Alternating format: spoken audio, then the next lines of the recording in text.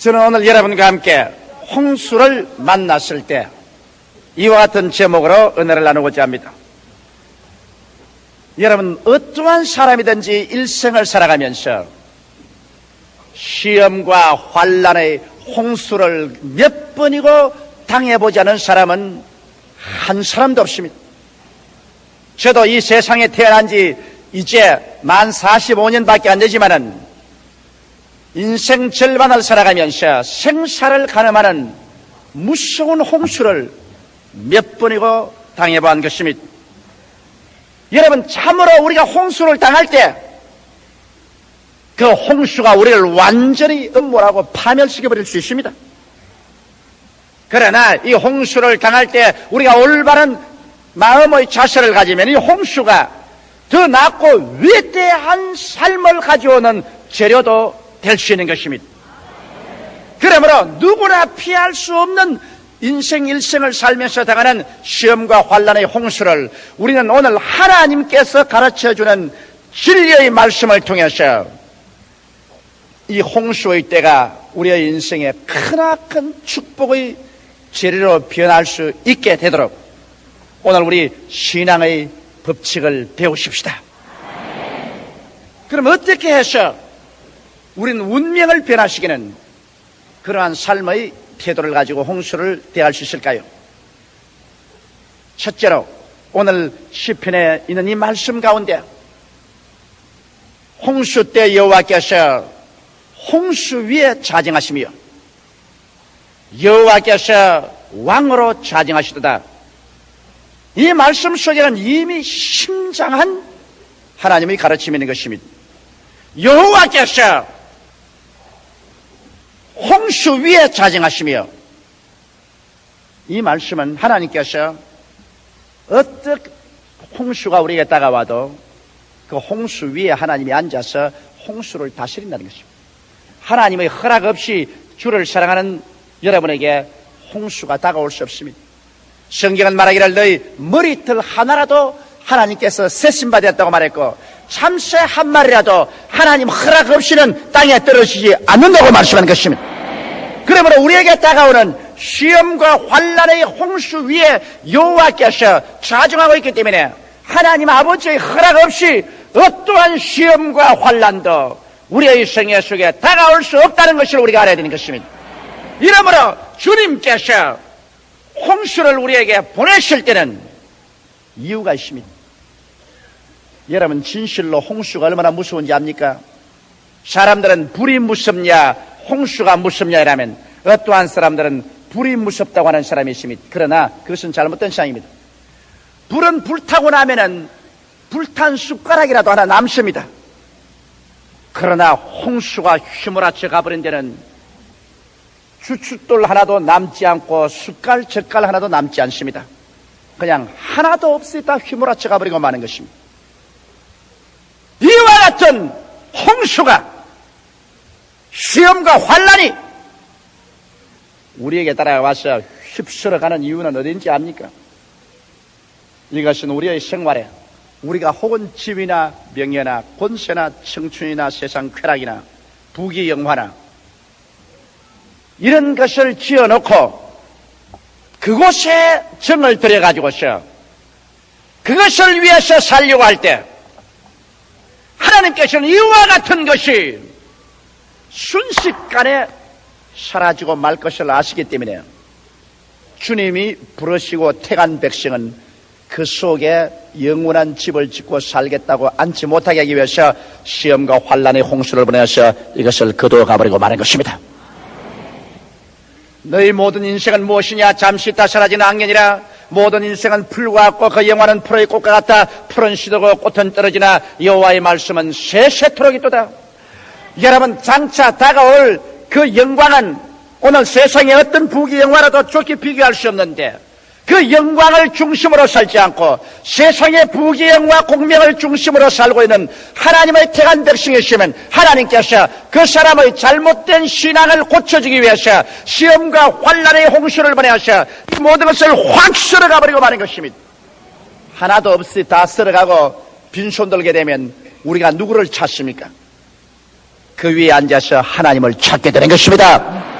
이 세상에 의지한 것 다 사라지고 이 세상에 내가 귀하게 여기던 것 다 빼앗길 때 그때 내게 오직 남는 한 분 하나님밖에 없습니다. 그래서 그때 가서야 사람들은 그 죄를 회개하고 불신앙, 불순종, 하나님 중심으로 살지 못한 것을 자복하고 주님께 돌아오게 되는 것입니다.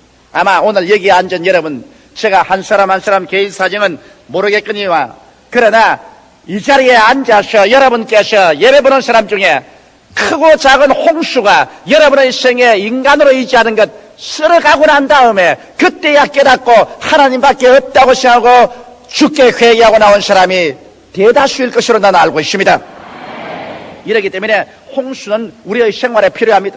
홍수가 와서 우리를 휩쓸어 가지 아니하면 우리는 언제나 썩어질 것 육신의 정욕과 안목의 정욕과 이 세상 자랑에 취하여서 정신 차리지 못하다가 주께서 오시는 그날에 심판받아 영원한 지옥으로 떨어져 버리고 말 것인 것입니다. 이래보러 정신을 차리게 하시려고 주님께서 홍수를 보내서 우리 환경 정리를 할 때가 대단히 많습니다.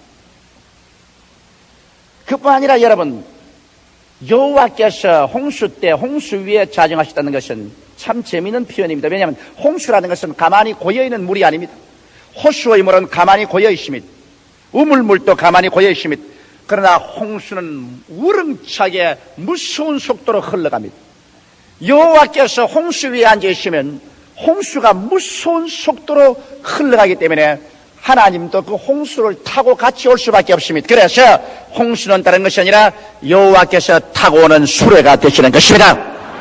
여호와께서 홍수 위에 앉으시면 홍수는 무서운 소리를 내면서 여호와를 위해 모시고 그대로 수레바퀴가 되어서 우리에게 줄다름질 쳐오는 것입니다. 오늘날 하나님께서 여러분 등 따쓰고 배부를 때는 여러분께 아무리 와서 문을 두들겨도 여러분이 문을 안 열어줍니다. 주 예수 대문 밖에 기다렸었으나 단단히 잠가두니 못 들어오시네. 그러나 홍수가 내리다가 와서 막 기막히게 모든 것을 쓸어가면서 오면 그때 여러분 누구를 불구하고 홍수를 수레 삼고 찾아오는 하나님을 부르짖게 되는 것입니다. 이러므로 여러분 반드시 홍수의 체험이 여러분과 나에게 불행이 아닙니다. 홍수의 체험을 통해서 여호와 하나님께서 그것을 수레 삼고 우리에게 찾아와서 그래서 우리는 이 세상의 부귀영화 공명으로 바꿀 수 없는 위대한 하나님과의 만남을 얻을 수 있기 때문에 홍수라는 것은 지나가 보면 우리 생활에 크나큰 축복이 될 수 있습니다. 나는 27년 전에 폐병의 홍수가 내게 다가온 것을 지금 돌아볼 때 얼마나 큰 축복인지 모르겠습니다. 그때는 내가 폐병으로 쓰러지고 피를 토하고 고통과 괴로움 가운데 있을 때 세상에 나가 하나님이 나를 이렇게 할 수가 있느냐? 내게는 모든 것이 절망이고 슬픔밖에 없다. 나는 이제 모든 것이 끝장났다고 탄식했지만은 그러나 이제 내가 27년 후에 돌이켜볼 때 그때 그 폐병의 홍수를 수레 삼고 우리 하나님이 타고 나의 생애 속에 들어오신 것입니다. 그래서 그 홍수 때문에 나는 회개하고 예수 믿게 되고 그 홍수 덕분에 나는 목사 되고 그 홍수 덕분에 오늘날 천당하게 되시니 얼마나 고맙습니다. 나는 우리 최하실 목사님 볼 때도 늘 느낍니다. 우리 최하실 목사님은 원래 본 성격이 굉장히 활동적인 여성입니다. 그래서 옛날부터 사업을 많이 했습니다. 성냥 회사도 세워서 성냥 공장 사장도 하고 또 여자로서 배를 사가지고서 원양 어선에 배를 타고 총치 위에 나가서 고기를 잡기도 하고 뭐 안 한 일이 없습니다. 그 다음에는 방직 공장의 샤틀 만드는 회사 사장도 하고 그래서 세상 재미에 취해서 정신없이 돈벌이 할 때 주님께서 우리 최 목사님에게 홍수를 보낸 것입니다. 그 홍수는 맏딸이 뇌염으로 세상을 뜨게 됐습니다. 맏딸이 죽고 난 다음 한 달 만에 어머니가 또 세상을 떴습니다. 어머니가 세상을 뜨고 난 다음에 사업이 부도가 났습니다. 사업이 부도가 난 다음에 남편이 첩을 만들어가지고 달아나 버렸습니다. 홍수도 그 보통 홍수 아닙니다. 딸 죽고 어머니 돌아가시고 사업 낭패되어서 파산되고 그 다음에는 기둥같이 믿고 있던 남편이 다른 여자하고 손을 잡고 주랭랑을 치고 모든 것은 끝장났다고 생각했습니다. 그래서 최 목사님이 모든 것 다 포기하고 이제는 인생을 하직하기 위해서 서울로 올라와서 삼각산에 올라가서 죽으려고 할 그때 그곳에 부흥회를 하고 있으십니다. 그 부흥회 참석했다가 하나님을 만나고 완전히 변화되어서 그 길로 신학교에 들어와서 오늘날 세계적인 훌륭한 주의 여종이 되어버리고 말한 것입니다. 최자실 목사님에게는 만일 그 홍수가 다가오지 않았더라면 그는 홍수를 술에 삼고 다가오는 예수님을 결코 만나지 못했을 것입니다. 그러나 그때는 그것이 절망으로 보였지만은 세월이 지나고 난 다음 돌이켜볼 때 그 홍수야말로 오늘날 최자실 목사가 있도록 만들어준 크나큰 축복이 되어버리고 말한 것입니다. 이러므로 사랑하는 성도 여러분, 여러분에게 크고 작은 홍수가 다가오는 것을 여러분께서 역겹게 생각하지 마십시오. 예수를 믿지 않는 사람에게는 홍수를 당해서 파멸할지 모르겠지만 하나님께서 여러분을 사랑하시고 구원한 여러분에게는 하나님께서 다 알고 하나님께서 여러분과 나에게 끝장으로 축복을 주기 위해서 여러분과 나에게 홍수를 허락해 주신 것입니다. 이래서 홍수는 우렁창 소리를 가지고 지금이라도 모든 것을 파괴해서 다 씻어 가버릴 그러한 맹렬한 기세로 여러분 다가올 때 홍수만 바라보고 두려워하지 마십시오. 홍수를 바라보지 말고 그 홍수 위에 타고 오시는 여호와를 바라보게 되시기를 주님 이름으로 축원합니다. 주님은 오늘 또 하늘의 권세와 땅의 권세를 가지고 있습니다. 죽은 자를 살리시고 없는 것을 있게 하시는 하나님이신 것입니다. 이 하나님은 여러분을 사랑하십니다. 하나님이 사람이 감당치 못할 시험당함을 허락지 아니하시고 시험당할 즈음에 또한 피할 길을 내사 너희로 능히 감당케 하신다고 했기 때문에 여러분 홍수를 만나셨을 때 여러분은 하나님 그 발 앞에 엎드려서 인생의 순서를 정리하십시오.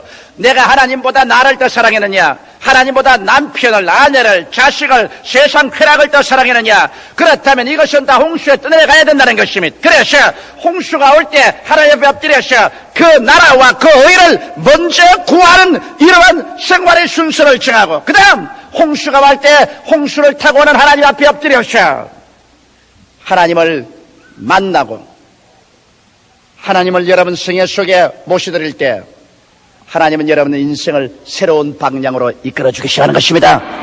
상상할 수 없는 하나님이 자기를 사랑하는 자를 위해서 예비해온 모든 것은 눈으로 보지 못하고 귀로도 듣지 못하고 마음으로도 깨닫지 못했다는 것 같으니라. 그러나 성령으로 이것을 보이신다니라고 하는데 홍수 때 우리가 기도함으로 말미암아 성령의 인도를 받아서 하나님이 예비한 세계로 인도함을 받을 수가 있는 것입니다.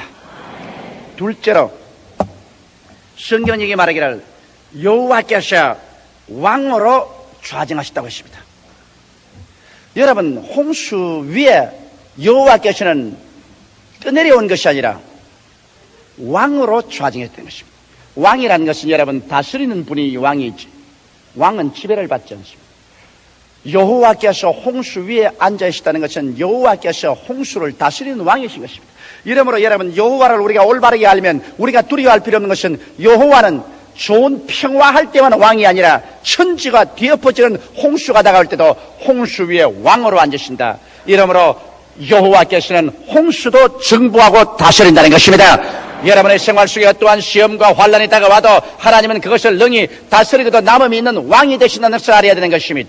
하나님께서는 인생사에 다가오는 어떠한 시험과 환란도 능히 지배하고 다스리는 왕으로서 좌정하고 계신 것입니다. 그러므로 여러분 우리가 하나님 없이 괜히 인간의 오기로서 우리가 모든 인생의 짐을 걸머쥐고 가려고 하다가 지치고 피곤해서 쓰러질 때 우리가 할 수 있는 가장 좋은 길은 우리의 왕 대신 주 예수 앞에 나와서 그 짐 다 내려놓고 주님께 항복하면 우리가 다스리지 못하는 모든 사건을 주님께서 다스려 주시는 것입니다. 이렇기 때문에 주님께서 수고하고 무거운 짐진 자들아 다 내게로 오라. 내가 너희를 쉬게 하라고 하신 이유가 거기에 있는 것입니다. 주께서 실력도 없으면서 쉬게 하겠다고 하겠습니까? 주님께서는 능히 여러분의 수고하고 무거운 짐을 다스릴 수 있는 왕으로서 홍수 위에 앉아있기 때문에 어떠한 것이라도 주님께 내어놓으면 주님께서 다스려서 우리에게 쉼을 줄 수 있기 때문에 주께서 우리를 주님 앞으로 청하시는 것입니다. 여러분, 예수님께서 풍랑을 잠잠케 하신 사건은 우리가 너무나 잘 알고 있습니다. 한 번은 예수께서 광야에서 떡 5덩어리와 물고기 2마리로 5,000명을 모이고 12바구니 남게 하시고 난 다음에 제자들을 앞서서 배 타고 건너가게 하시고 난 다음 주님 산에 올라가서 기도하시다가 밤 사경에 보니까 제자들이 바다 한가운데 배가 떴는데 거기에 타고 아무리 저어도 바람이 거슬러 오므로 고생하고 괴로워하면서 전진하지 못하고 고통 속에 있습니다. 칠흑같이 어두운 밤에 바람은 불고 파도는 치고 배는 방향을 잃고 제자들은 고통 가운데 있습니다. 그때 예수님께서 기도한 처소에서 내려오셔서 주님은 바다 위로 걸어서 제자들이 있는 곳에 오게 된 것입니다. 주님은 바다와 파도와 홍수를 다스리는 왕입니다. 주님께서는 그 위에 쩌벅쩌벅 걸어서 오셨습니다. 제자들은 예수님이 바다 위에 걸어오는 것을 보고 밤중에 귀신이라고 유령이라고 고함쳤지만 예수님께서 성경에 보니 그 배에 올라타시자마자 배는 즉시로 해변가에 도착했다고 말씀하는 것입니다. 오늘 인생 파도에 우리가 번민을 하고 고통을 당하고 괴로워하고 우리의 인간의 수단과 방법으로 아무리 노를 저어도 배는 앞으로 전진하지 않고 그래서 가정의 배, 사업의 배, 생활의 배가 방향을 잃고 파탄증에 이르렀을 때 이 홍수를 주장하는 왕되신 예수님을 여러분 가운데 모셔드려서 모든 일이 안 될 때는 부흥회를 하게 되기를 주의 이름으로 축원합니다. 가정의 모든 일이 안 될 때는 가정에서 부흥회 여십시오. 사업이 안 될 때는 사업장에서 그만 예수님 모셔놓고 부흥회 여십시오. 예수께서 여러분 홍수를 밟고 와서 여러분 배에 올라타면 배는 즉시로 육지에 닿고 마는 것입니다.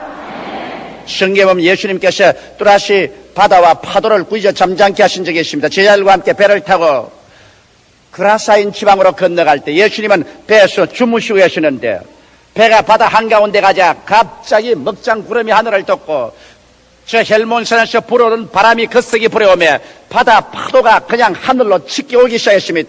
하늘로 올라가서 배가 뛰었다가 그냥 바다 밑에 가라앉듯이 내리 가라앉으며 배에 물이 가득한지라 제자들이 있는 힘을 다하여 물을 퍼내어도 감당할 수 없어 배에 물이 가득하여 물이 뱃속에 들어오며 배가 가라앉게 된지라.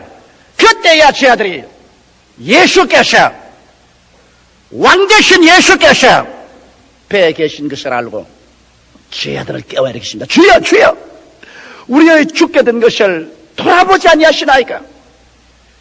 그때 예수님께서 잠에서 깨어 일어나사 배에서 바다와 바람을 꾸짖으신즉 즉시로 잠잠해져 버리고 마는 것입니다. 다시 한번 예수님께서는 홍수 위에 왕으로 좌정하셔서 홍수를 주님께서 마음대로 다스리는 것을 보여주신 것입니다. 오늘날도 우리 주님께서는 여러분과 나의 환경에 어떠한 거센 파도가 불어온다 할지라도 우리가 진실로 믿음으로 예수님을 깨워서 주님을 섬기고 모시면 주께서 우리의 환경에 바람과 바다를 잠잠하게 할 수 있는 능력을 베풀어 주시는 것입니다. 셋째로 이 성경 말씀에는 여호와께서 자기 백성에게 힘을 주심이라고 말하셨습니다. 이와 같이 해서 여러분 홍수의 체험을 통하여 인간이 깨어지고 주님 그 발 앞에 엎드려 주님께 온전히 순종하게 될 때 여호와께서는 이제 여러분과 나에게 새로운 힘을 얻는 세계를 보여주십니다. 옛날에는 돈이 나의 힘이다, 권력이 나의 힘이다, 청춘이 나의 힘이다, 빽이 나의 힘이다, 세상의 힘을 의지했지만은 그런 힘들이 홍수를 통해서 보니 아무 힘도 없이 다 사라지고 마는 것을 경험하게 되는 것입니다. 그래서 결국 깨달은 것은 사람이 떡으로만 살 것이 아니요 하나님의 입으로 나오는 모든 말씀으로 살 것을 깨달았고 나의 의인은 믿음으로 말미암아 살려는 것을 깨달은 것입니다. 이래서 주를 믿는 백성이 한 새로운 세계를 발견하게 됩니다. 믿음의 세계, 말씀의 세계, 성령의 능력의 세계를 발견하게 되고 그래서 주의 백성들은 이제는 하나님을 그의 삶의 전적인 자원으로 삼게 되는 것입니다.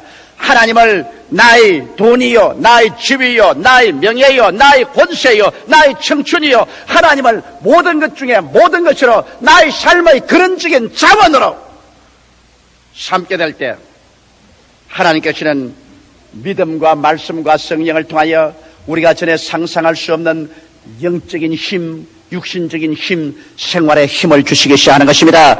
성령으로 말미암아 의와 희락과 기쁨을 마음속에 주시고 믿음과 소망과 사랑을 주시고 또 우리에게 건강을 주시고 또 재물을 얻을 힘을 주시고 그렇게 해서 우리의 생활이 영혼이 잘됨같이 범사의 잘됨에 간결하고 생명을 얻되 넘치게 하도록 주께서 만들어 주시는 것입니다.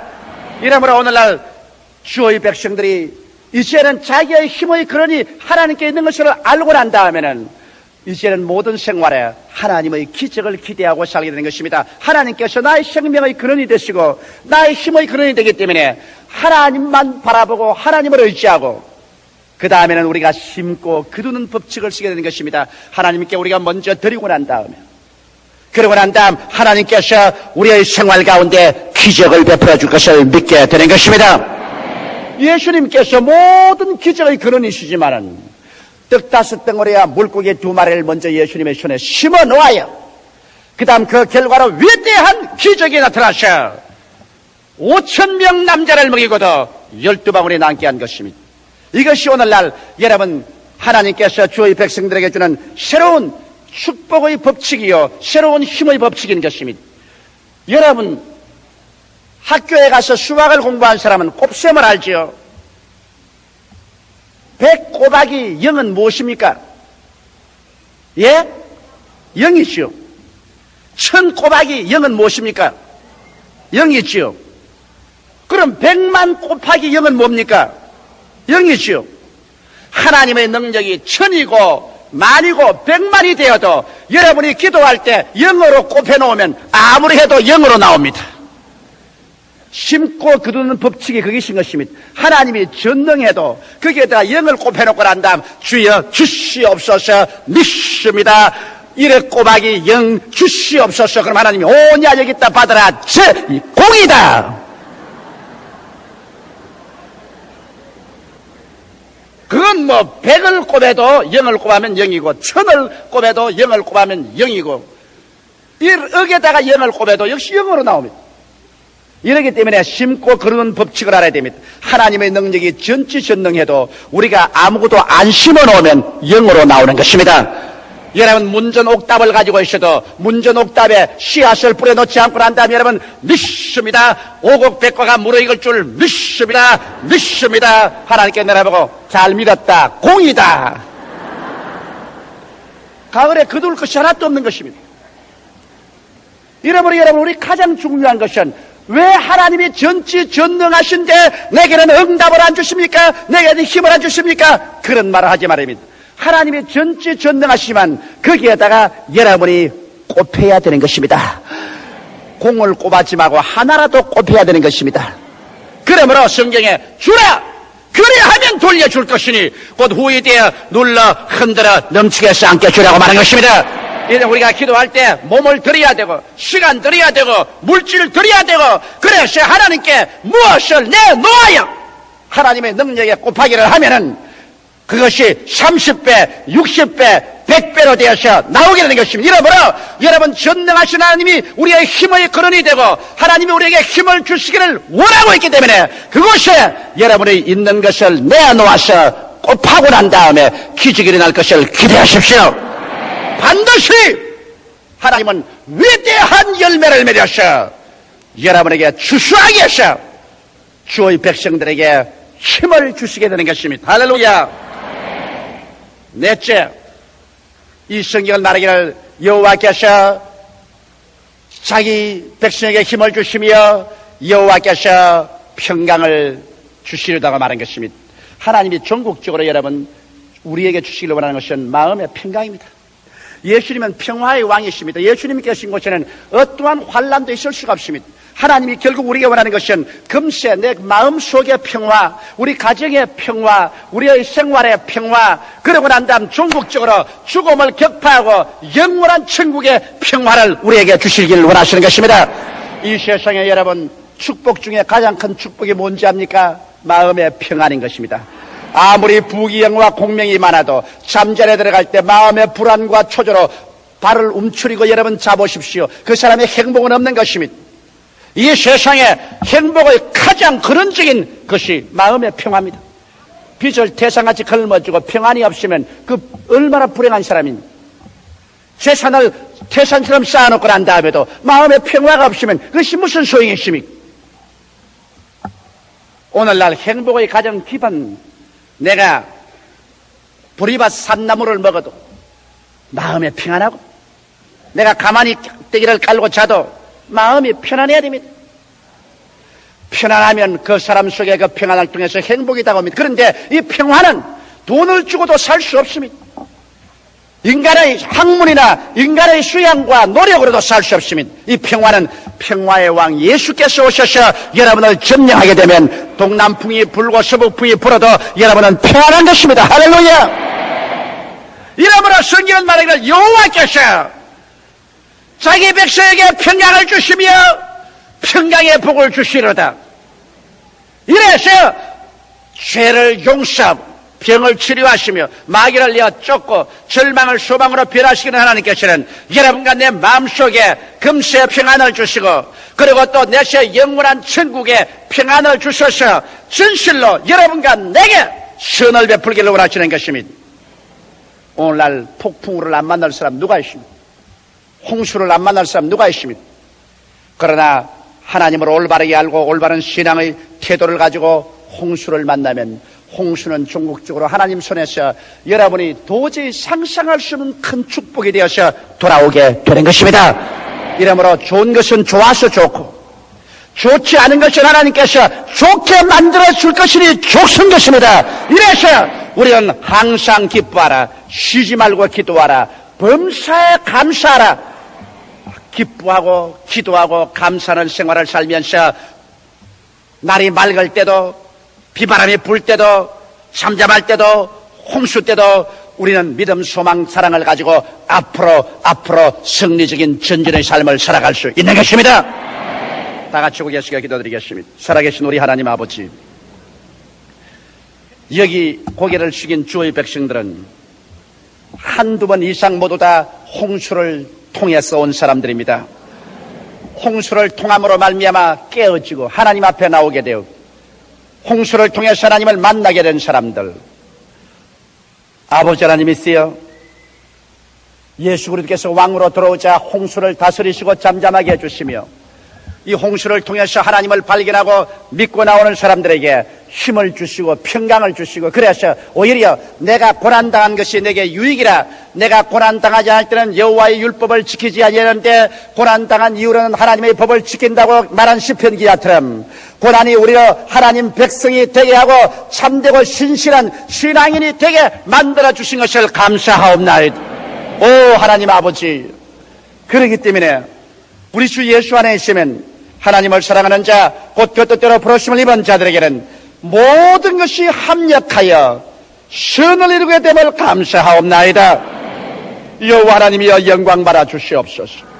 오늘 이 시간에 주님 앞에 나와서 고개를 숙인 모든 주의 백성들에게 하나님 아버지여, 오늘 이 시편 29편에 기록한 하나님의 말씀대로 하나님의 축복과 영광이 차고 넘치게 임하시게 하여 주시옵소서. 이 자리에 오늘 홍수를 당해서 홍수의 요란스러운 소리 보고 절망한 사람이 있습니까? 홍수 위에 수레로 타고 오는 예수님을 바라보게 하여 주시옵소서. 오히려 기뻐하고 즐거워하게 도와주시옵소서. 오히려 감사하게 도와주시옵소서. 기적이 일어날 것을 믿게 도와주시옵소서. 더 나은 내일이 있을 것을 바라보게 하여 주시옵소서. 예수 이름으로 축복하고 기도드리옵나이다. 아멘.